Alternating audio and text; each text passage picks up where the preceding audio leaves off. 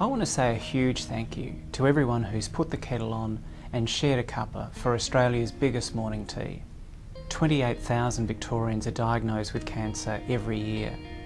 That means every day 76 Victorians are hearing the words, "You have cancer."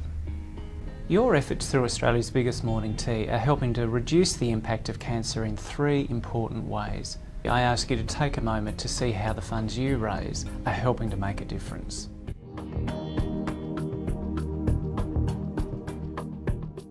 Hi, I'm the head of the Research Management Unit here at the Cancer Council Victoria, and my role is a fantastic one because what I get to do is to make sure all the money that's raised for research in events like Australia's biggest morning tea, I get to spend it.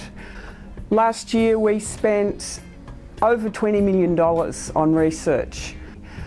We spend money on research in hospitals, universities and medical research institutes, but we also have researchers that work here at the Cancer Council.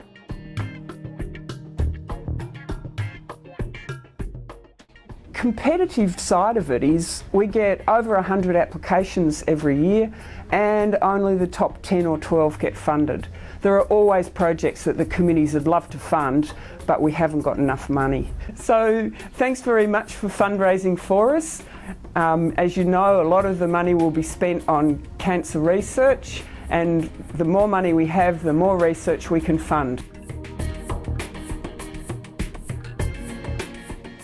Friday afternoon on the 30th of October 2005, I got a phone call on my mobile. The urologist said, "Paul, you've got prostate cancer."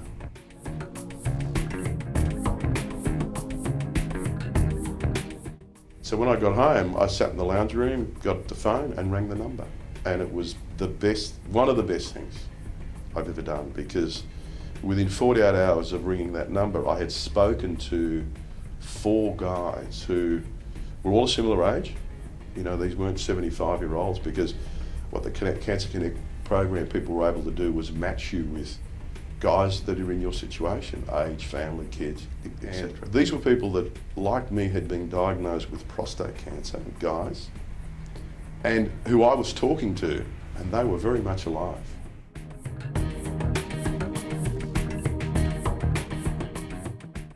When I finished those calls, I then felt that I had the total suite of information to make a decision. I was ready to be a patient. I was ready to make a call.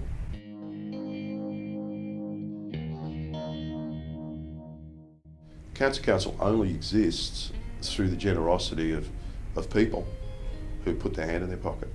I mean, the people who give their time and their efforts, take time out of their life to do the fundraising, in my opinion, they're the real heroes.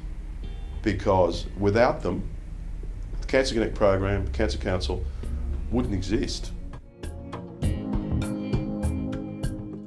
So the impact that we aim to have on the community is to actually decrease the number of people who are getting cancer, and also to increase the number of people who are found to have cancer, increase that at an earlier stage, which improves survival. So to do this, we're trying to upskill GPs and practice nurses and also other health professionals within the community, so community workers, health workers, with the skills to educate their patients about prevention, to educate their patients about screening and what sort of screening is available, and also to educate their patients on what they should be doing in terms of self-awareness, so what they should know is normal for them, what sort of signs and symptoms they should be reporting to their GP.